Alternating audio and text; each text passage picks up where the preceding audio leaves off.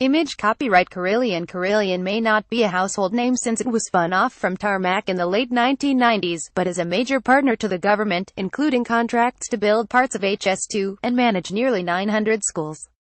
It is the UK's second-largest construction company and employs 43,000 people worldwide. For all that, at the end of this year, the company will owe 10 times more than the entire company is worth today. It has lost 90% of its value in the last year and financial markets are betting it could go lower still. Trigger point: the government has reason to be concerned.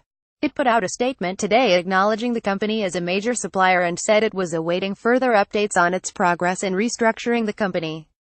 Falling revenues, rising costs and project delays in the Middle East have led to a string of profit warnings and left the company fighting for survival.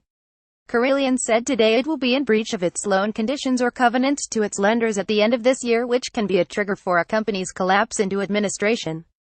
We are not there yet, but Carillion's continued survival depends on its lenders taking the view that it's worth more as a going concern than a collection of assets for sale.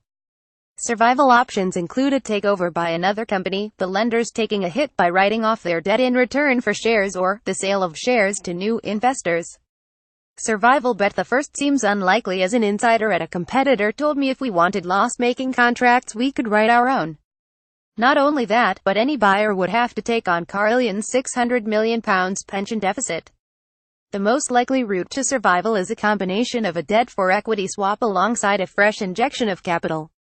Image copyright Carillion. This once blue-chip company has still been winning contracts, and it recently hired a new chief executive, who is due to start in April, so the fact that the shares are worth anything at all means some are betting it can survive. A high-profile bust would come at a bad time for a government keen to big up its economic dynamism. Next week's unveiling of its industrial strategy and the Chancellor's budget are expected to feature investment in housing and infrastructure. Having the UK's second biggest construction firm go under would not improve the economic mood. The government is monitoring the situation, but might find it hard to do more than that. Some have said that Carillion is too big to fail, but Carillion is not RBS, and the Treasury might take the view it is too small to save and would prefer to let the market do its work.